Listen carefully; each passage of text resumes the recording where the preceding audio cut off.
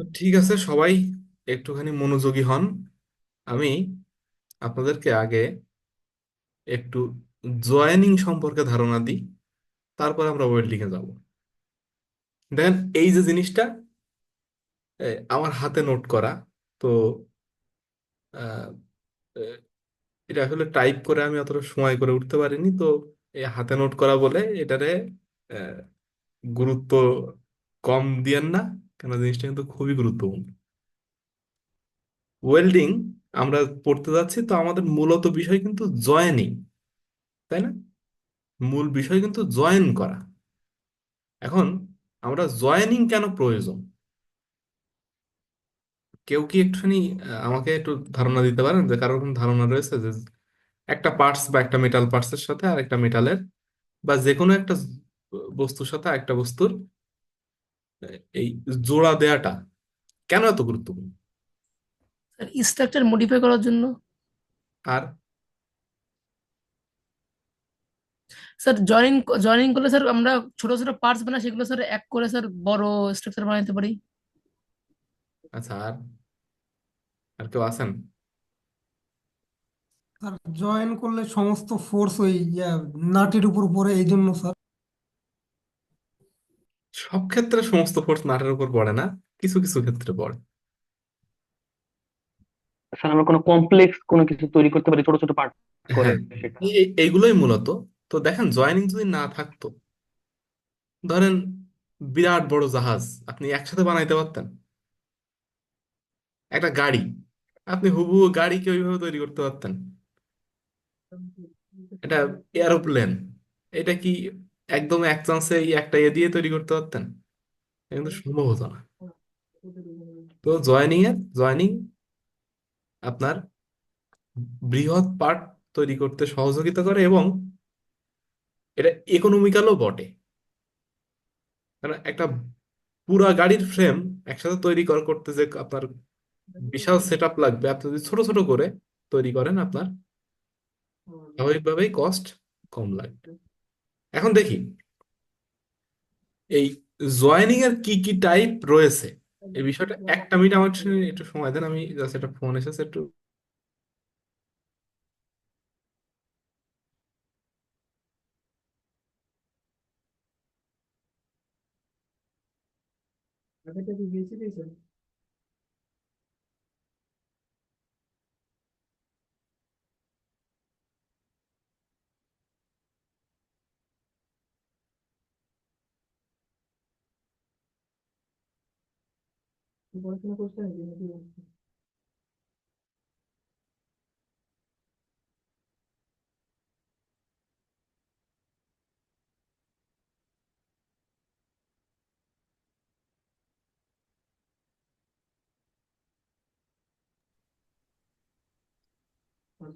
Sorry, আসলে আপনাদের এখানে ওয়েট করালাম। তো যাই হোক, দেখি জয়েনিং জয়েনিং কি, এটার আমি অনলাইন ক্লাসে আমি আজকে একটু সংক্ষেপে শেষ করব।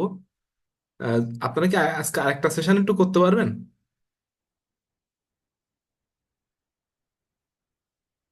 আছেন আমার সাথে? জি স্যার। স্যার হ্যাঁ, তো দুইটা সেশন করলে আমি চাচ্ছি যে এই শীটটা মোটামুটি কাভার হোক, জি তারপর স্যার পারবেন। তারপরে ক্লাসে আমরা আরো বিস্তর আলোচনা করা যাবে, কোনো সমস্যা নেই। কিন্তু আমাদের কাজটা শেষ হয়ে থাকুক। আচ্ছা, দেখি আমরা সামনে যাই। তো জয়েনিং কি জিনিস, এই সংজ্ঞা টঙ্গায় আমরা না যে, জয়েনিং তো সবাই মোটামুটি বোঝেন। তো জয়েনিং মোটা দাগে দুই প্রকার, একটা হচ্ছে মেকানিক্যাল বন্ডিং, আর একটা হচ্ছে অ্যাটমিক বন্ডিং, যেটা আমি বলতেছি। অ্যাটমিক বন্ড মানে আমার ওই যে এই আন্তঃআণবিক শক্তি ধরেন না আবার, এটা হচ্ছে মেকানিক্যাল বন্ড। দেখেন, মেকানিক্যাল বন্ড বলতে আপনি যদি কোনো বন্ড তৈরি করেন, সেই বন্ডের, আগে অ্যাটমিক বন্ডটা বলি, সেই বন্ডের সেই দুইটা পার্টসের মধ্যে এক, যেমন গলায় যদি আপনারা দুইটা প্লাস্টিক, ছোটবেলায় অনেকে করেছেন যে দুইটা কলম গলায় আপনারা, অনেক আপনারা করেছেন কিনা আমি জানি না, আমরা আমাদের সময় করতাম দুইটা কলম, পুরাতন কলম, মানে আগুনে পোড়ায় গলায় দুইটা একসাথে লাগাই দিতাম। দেখবেন ওইখানে কিন্তু একটা পার্টস থেকে আরেকটা পার্টসের যে ম্যাটেরিয়াল, যে কণিকাগুলো অর্থাৎ যে পার্টিকেলগুলো, সেগুলো কিন্তু আলাদা করা সম্ভব হয় না, কেন এত ওতপ্রোতভাবে জড়িত হয়ে যায়। অর্থাৎ তাদের মধ্যে দুইটা ম্যাটেরিয়ালের যে অ্যাটমিক বন্ড, মানে সরি অ্যাটমিক যে দূরত্ব, সেটা কিন্তু একদম থাকে না, আর খুব অল্প হয়ে যায়। কিন্তু ধরেন আপনি নাট বোল্ট দিয়ে কোনো কিছু একটা লাগালেন, এর মধ্যে কিন্তু একটা ফাঁকা থেকে যায়। নাট বা বোল্টের মধ্যে কিন্তু ফাঁকা থাকে, একবারে কিন্তু মিশে যায় না। এখন আগে আমি আসি মেকানিক্যাল বন্ড নিয়ে। অ্যাটমিক বন্ড বাদ দেন, অ্যাটমিক বন্ড তো বুঝলেন। মেকানিক্যাল কম্পোনেন্ট ব্যবহার করে বা মেকানিক্যাল ওয়েতে আমরা যে বন্ড করে থাকি, মেকানিক্যাল বন্ড সাধারণত তিন প্রকার। একটা হচ্ছে টেম্পোরারি, একটা সেমি পার্মানেন্ট, আর একটা পার্মানেন্ট জয়েন্ট। মানে এইটা আসলে যে শুধু মেকানিক্যাল বন্ড না, এই পুরা সব বন্ডিংই মূলত তিন প্রকার। যে কোনো বন্ডিং আমি তিন ভাগে ভাগ করতে পারি। কেউ একটু বলতে পারবেন কি কি?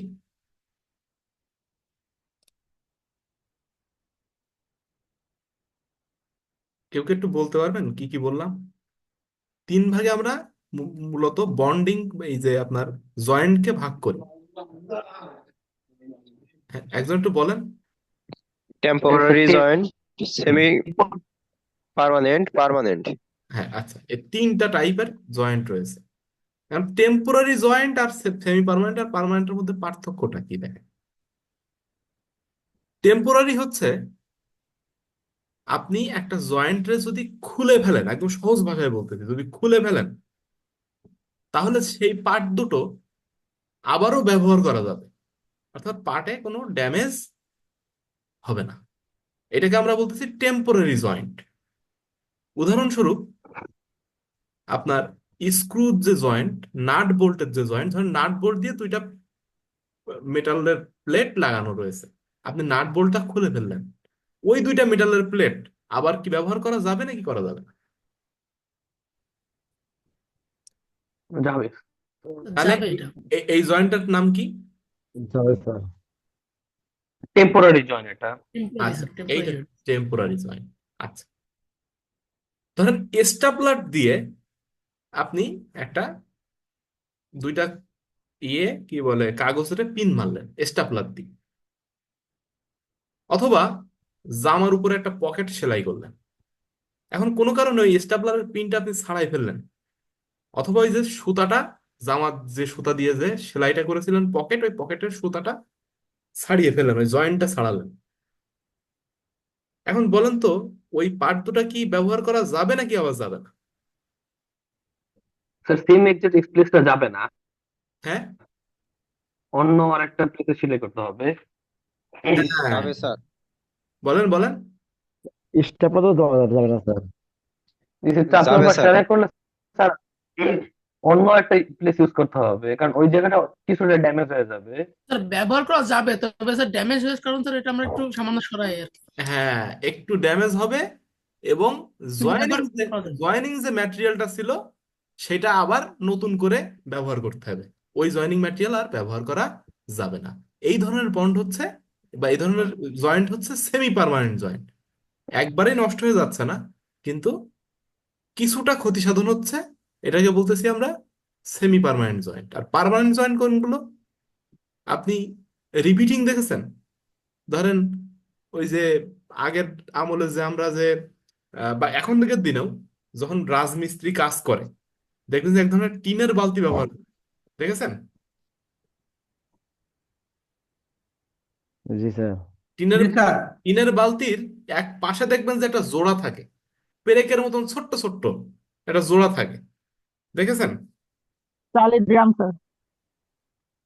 চালির ড্রামের ধারে যেটা জোড়া থাকে, ওটা কিন্তু সিমিং প্রসেস। আপনাদেরকে সিমিং কিন্তু পড়াইছি আমি। চালের ড্রামে যেটা থাকে ওটা সিমিং, ওটা রিভিট না।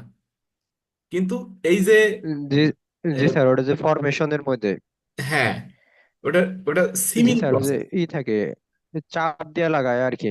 হ্যাঁ, মানে ভাঁজ ভাঁজ করে দেয় এরকম কয়েকটা এতে, এরকম ভাবে এই যে এরকম ভাবে এই যে অনেকটা এরকম দেখা যায় জায়গাটা, এই যে এরকম ভাঁজ ভাঁজ করে দেয়। উম, কিন্তু জি স্যার। এই যে রিভিট যেটা বোঝাচ্ছি, দেখেন যে বালতি, যে বালতিটা আপনারা ওই যে রাজমিস্ত্রিরা ব্যবহার করে থাকে পানি দেওয়ার কাজে, ওই বালতির এক পাশ কেউ খেয়াল করেছেন কখনো, যে ছোট্ট ছোট্ট ছোট্ট ছোট্ট স্ক্রু টাইপের দেয়া আছে, জি কিন্তু জি স্ক্রুটা স্যার। জি স্যার, খোলা যায় না, জি স্কুলের স্যার। দুই মাথাই মানে চাপ দিয়ে হ্যাবলা মতো করে দেয়া, দেখেছেন এই, জি স্যার। ওইটাই হচ্ছে রিভিটেড জয়েন্ট। তো এই রিভিটটা কিন্তু পার্মানেন্ট জয়েন্ট, ওইটা আপনি খুলতে যাবেন ওই বালতির দুইটা পার্টি কিন্তু ছিঁড়ে যাবে বা ভেঙে যাবে, ওইটা কিন্তু আর ব্যবহারযোগ্য থাকবে না। এটা ওয়েল্ডিং করা পার্ট আপনি ছাড়াই ফেলেন তো, ওই পার্টকে আর ব্যবহার করা যাবে? না স্যার।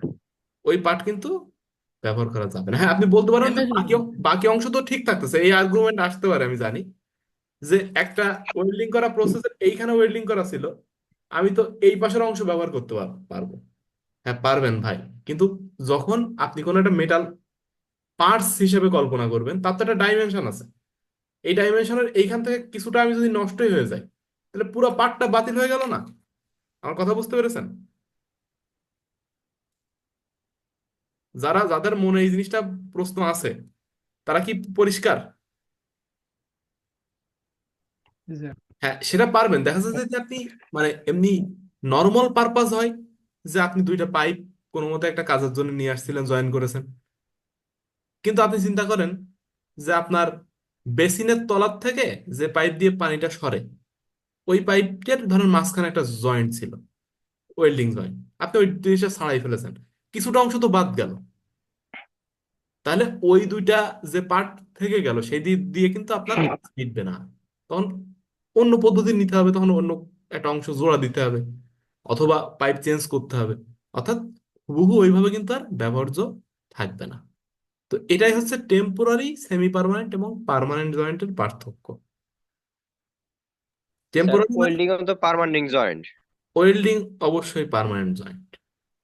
ওয়েল্ডিং ওয়েল্ডিং বাই যে অ্যাটমিক লেভেলের যে বন্ড, সবই পার্মানেন্ট জয়েন্ট। অ্যাটমিক ধরেন না, আপনার ওয়েল্ডিংই ধরেন, এই অ্যাটমিক বন্ড লেখা আমার এখানে, এটা ওয়েল্ডিং হিসেবেই ধরেন, ওয়েল্ডিং সবসময় পার্মানেন্ট।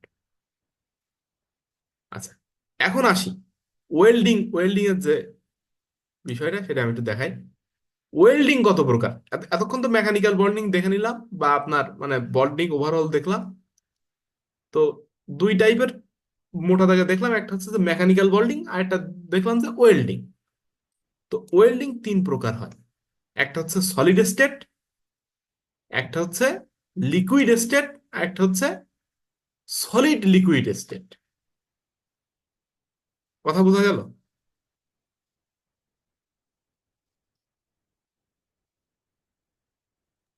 জি স্যার। আচ্ছা, এখন দেখেন সলিড স্টেট বলতে কি, দুইটা পার্ট যাদেরকে আপনি জোড়া লাগাবেন, এই জোড়া লাগানোর পার্ট দুইটাকে, এই দুইটা জোড়া লাগানো পার্টে আপনাকে গলাতে হবে না। তো একটা হতে পারে ফ্রিকশন ওয়েল্ডিং, ধরেন এরকম দুইটা বার আছে, দুইটা বার, দুইটার বিপরীত মুখে আপনি এরকম ঘোরাচ্ছেন একসাথে জোরে চাপ দিয়ে, তাহলে এইখানে যে তাপ উৎপন্ন হবে ঘর্ষণের কারণে, ওই জায়গাটা কিন্তু হিউজ। তার আমি একটু দেখাই, এই জিনিসটা না দেখাইলে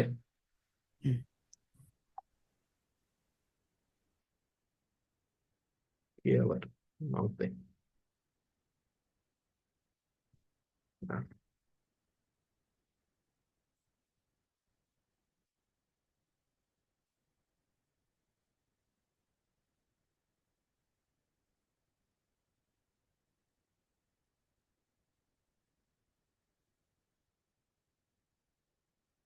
পুরা স্ক্রিনটা শেয়ার করে দিই, তাহলে সুবিধা হবে। এখন কি দেখতেছেন? এখন কি দেখতেছেন? আমার স্ক্রিন কি দেখতেছেন? জি স্যার। জি জি স্যার। স্যার। কি স্যার দেখা যাচ্ছে স্যার? এই দেখেন, work, basically by forcing together pieces দেখেছেন of each দুইটা, line in such a way that rotary motion and pressure are converted into heat, which literally bonds the pieces into one part.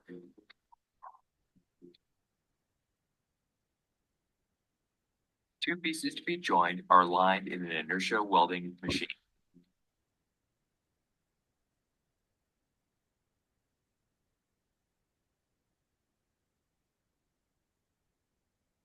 One piece is held stationary, the other is rotated rapidly on a spindle chuck attached to a flywheel. When the flywheel reaches a predetermined speed, it is disengaged and the freewheeling piece is forced against the stationary piece. Friction between the parts heats the budding surfaces to forging temperature.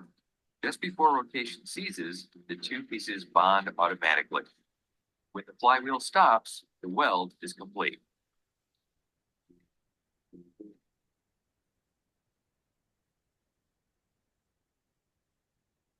বুঝলেন বিষয়টা?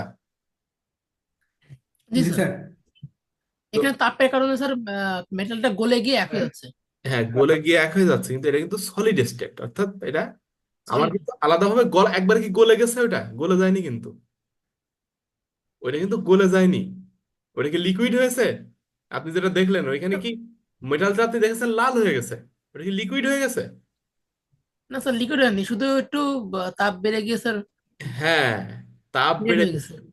অর্থাৎ ওইখানে একটা fusion ঘটে। যাই হোক, ওইটার ইয়ে, মানে ভিতরে হিসাব না বলি এখন। তো অর্থাৎ ওইটার আমি স্যার স্যার লিকুইড করলাম না। বলেন। স্যার এইটা কি স্যার অটোমেটিক মানে ঘোরা বন্ধ হয়ে যাবে তখনই বসবো যে মানে জোড়া লাগছে?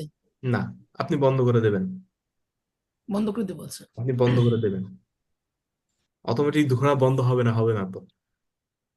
হ্যাঁ, তবে দেখা যাচ্ছে যে আপনি যদি পাওয়ার দেওয়া বন্ধ করে দেন তাহলে একটু পরে আবার থেমে যাবে। স্যার এর সাইডে তো এই যে লাল লাল এগুলো একটা বাড়তি অংশ থেকে গেল, এগুলো কি করতে হবে পরে? ওইগুলা লেদে আপনি টার্নিং করে সমান করে ফেলবেন। টার্নিং শিখেছেন না, ওই যে ওয়ার্কশপ জি প্র্যাকটিস, স্যার। টার্নিং করে সমান করে দিবেন, হয়ে গেল। জি স্যার, ওই মেশিন করা যাবে স্যার, যেটার মধ্যে বলে স্যার। কথা বুঝতে কিন্তু পেরেছেন? স্যার এতে তো নর্মাল ইসের থেকে মেটা লস্ট হবে তাইলে বেশি। না না না না, মেটার কতটুকু লস্ট হবে? সামান্য একটুখানি। তেমন বড়ই হবে মনে হয়। জি স্যার। আপনি তো পুরাটাই তো ও টার্নিং করে ফেলাই দিচ্ছেন না, ওইটুক জায়গা ফেলাই দিচ্ছেন। আচ্ছা, এরপর আবার একটা বিষয় আছে, কিছু কিছু জায়গায় ফ্রিকশন ওয়েল্ডিং লাগে ভাই, সব জায়গায় তো সব প্রসেস চলে না। ফ্রিকশন ওয়েল্ডিং দেখেন, একটা বারের আপনার পুরাটাই জুড়েই কিন্তু সে একদম সমানভাবে, একদম সুষমভাবে ওয়েল্ডিং করে দিচ্ছে। এটা আপনি ম্যানুয়ালি করতে জানতো পারবেন এরকম সুষমভাবে করতে? না স্যার। বিষয়টা এটাই। এই জন্য যেখানে যেটা প্রয়োজন, প্রসেস সিলেকশনটা খুব একটা গুরুত্বপূর্ণ বিষয়। ম্যানুফ্যাকচারিং প্রসেসে এই যে প্রসেস, এটা মানে যে কাউরে পড়াইলেই সে বুঝতে পারবে, কিন্তু process selection, parameter selection, parameter optimisation, এগুলোই গুরুত্বপূর্ণ। কিন্তু এই জিনিসগুলো কোর্স পড়ে আপনি পারবেন না। এটা হচ্ছে অন দ্য জব ট্রেনিং লাগে। এটা আপনি যখন 2-5 বছর কোনো একটা ম্যানুফ্যাকচারিং প্রতিষ্ঠানে কাজ করবেন, ডিজাইন করবেন, নিজেই পার্টস তৈরি করবেন, বা এই কাজের সাথে সংশ্লিষ্ট থাকবেন, তখন আপনি বুঝতে পারবেন পুরো বিষয়টা। এইখানে কি আপনার পুরো বিষয়টার একটা ধারণা পেয়ে যাবেন, এই যে এই ধরনের কোর্স থেকে প্রসেস গুলো কিভাবে কাজ করে, এগুলো বেসিক ডেভেলপমেন্ট। যাই হোক, তো আমরা সামনের দিকে যাই।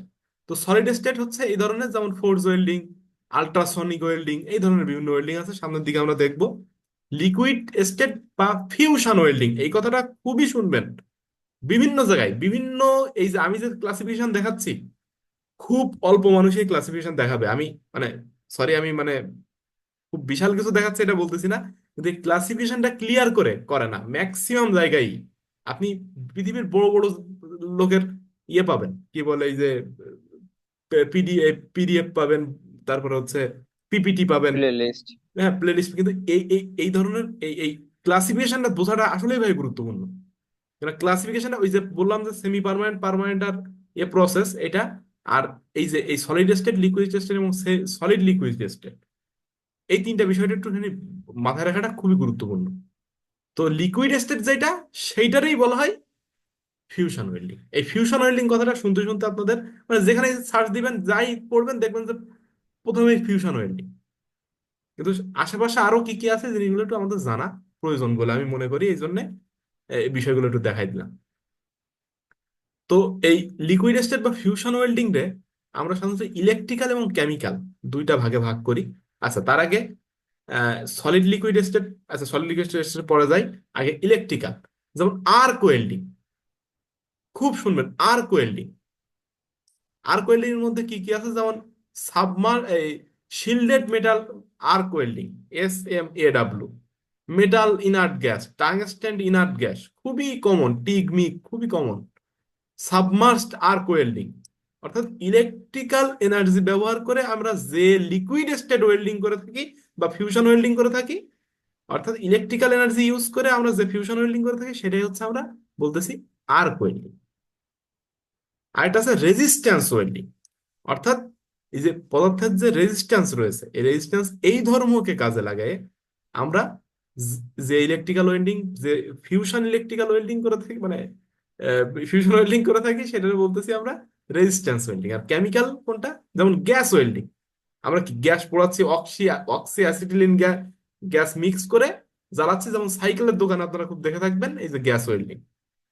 আর একটা হচ্ছে থার্মিট ওয়েল্ডিং, পরবর্তীতে ডিটেলস দেখবো। আর সলিড লিকুইড স্টেট কোনটা, ধরেন একটা সলিড একটা লিকুইড, এখানে দুইটাই গলবে না। যেমনটা আপনারা দেখতে পাবেন যে সোল্ডারিং এর ক্ষেত্রে, সোল্ডারিং আপনারা কোথাও দেখেছেন, সোল্ডারিং দেখেছেন? সোল্ডারিং কে কে দেখেছেন আর কে কে দেখেননি বলেন? জি স্যার। না কে না কে স্যার, দেখেননি? দেখা হয়নি। কে বললেন দেখা হয়নি? স্যার আমি জি শাওন। স্যার। হ্যাঁ শাওন, আচ্ছা ওই যে আপনি দেখি নাই স্যার। ইলেকট্রনিক্স এর দোকানে ওই যে একটা তাতাল দিয়ে কিছু একটা লাগাই দেখেছেন, যে গরম করে একটা জিনিস পোড়ায় তার জোড়া দেয়, দেখেছেন? জি স্যার, এগুলো তো লাগাইছি স্যার। লাগাইছেন, ওইটাই সোল্ডারিং, আচ্ছা। ওইটাই সোল্ডারিং। ওতে ওতে কি তার গলে? আপনি যে তারটা জোড়া লাগানো, ওই তার কি গলে? তা তারটা করে না, শুধু ওর উপর একটা লিকুইড টাইপের সোল্ডারিং ওয়্যারটা জমে বলে। যায়, হ্যাঁ ওই যে জমে যায় স্যার, লিকুইড সোল্ডারিং ওয়্যার যেটা, ওইটা কিন্তু গলে যায়, তাই না? তাহলে এটা কি লিকুইডটা হলো? প্রথমে জমে যায়। এটা হচ্ছে সলিড লিকুইড স্টেট। কেন জি সলিড স্যার। লিকুইড স্টেট বোঝা গেছে? একটা জি মিনিট। স্যার, একটা লিকুইড থাকে একটা সলিড থাকে। হ্যাঁ একটুখানি, একটা মিনিট একটুখানি ওয়েট করেন, আমি যে শাখা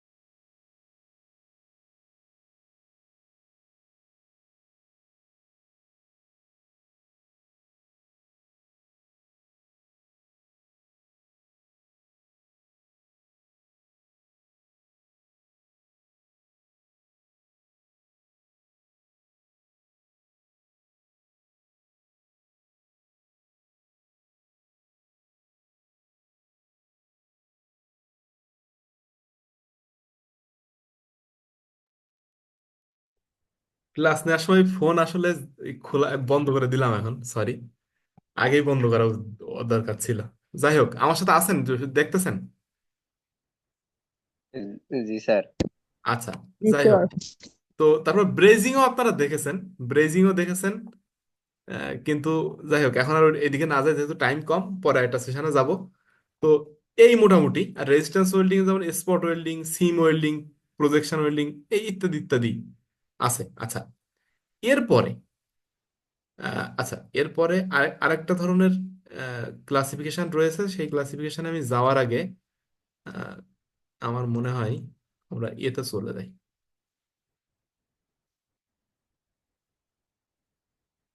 আহ,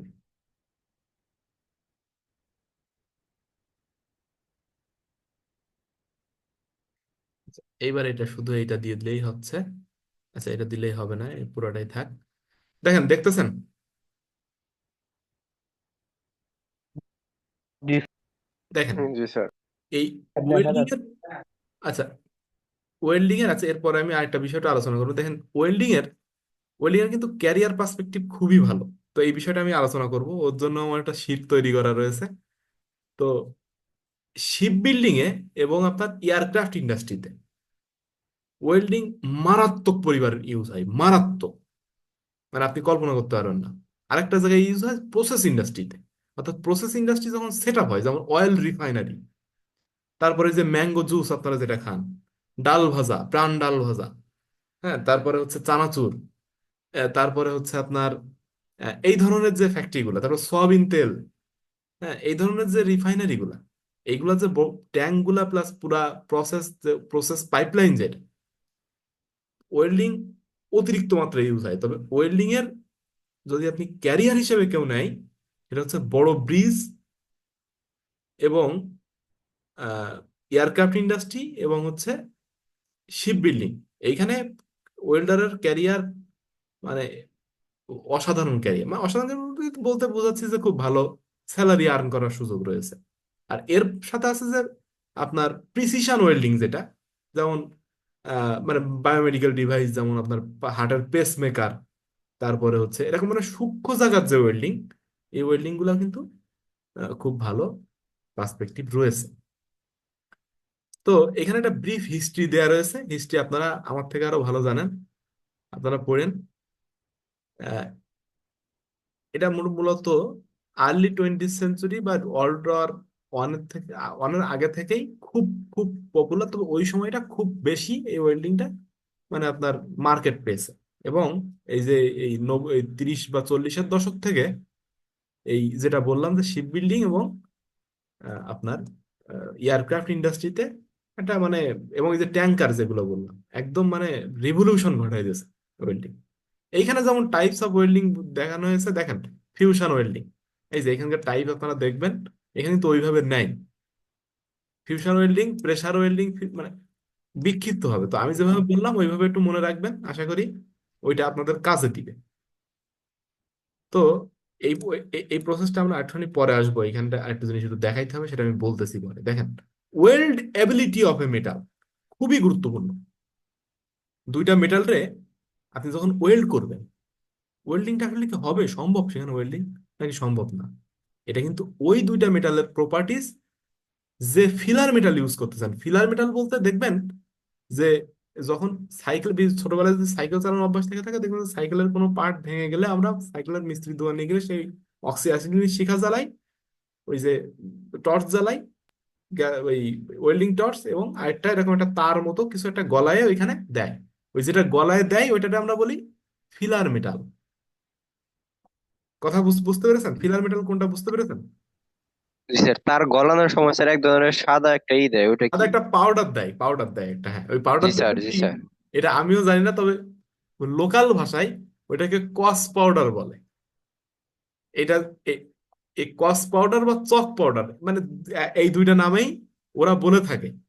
ওই জিনিসটা যে আসলে কি, এই জিনিসটা আমারও অতটা ভালোভাবে ধারণা নাই। তবে ওই মেটাল গলানোর কস পাউডার বলে এক ধরনের পাউডার বাজারে প্রচলিত রয়েছে। এটা আমি দেখেছি এবং আমি খুব মানে নাড়াচাড়া করেছি। কিন্তু ওই জিনিসটা আসলে যে কেমিক্যাল কম্পাউন্ডটা কি, এটা আসলে সত্যি কথা বলতে আমার জানা নাই। এটা আসলে যারা এই যে কেমিক্যালের যারা, ওদের কাছ থেকে একটু শুনতে হবে আমার। দেখি আমি যদি মানে মাথায় থাকে আমি দেখি শুনে আপনাদের জানাবো।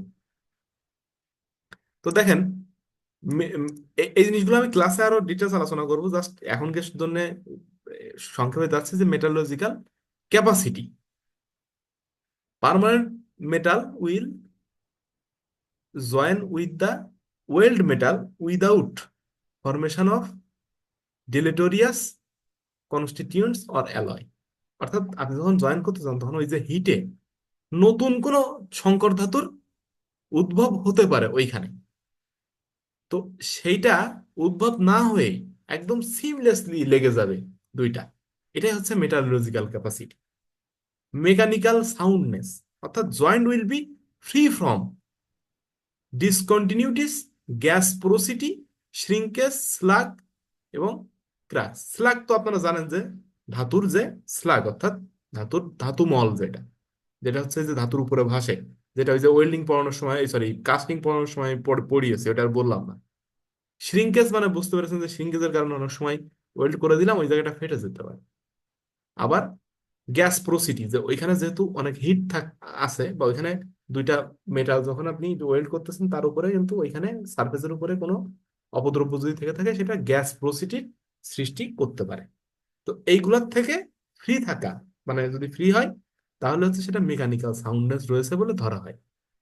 সার্ভিসেবিলিটি, weld is able to perform under variety of condition, অর্থাৎ এক্সট্রিম টেম্পারেচার, করোশন, লোনা পানি, তারপরে মিষ্টি পানি, বৃষ্টি, এইগুলো যাতে সহ্য করতে পারে, এটা হচ্ছে সার্ভিসেবিলিটি। যাই হোক, এই শেষের দিকে আপনারা একটু কেউ একজন একটা লিঙ্ক জেনারেট করে আমার একটু দেন কাইন্ডলি। আমি এটা এখনই এখানে শেষ করতেছি। একজন একটা লিঙ্ক দেন গ্রুপে।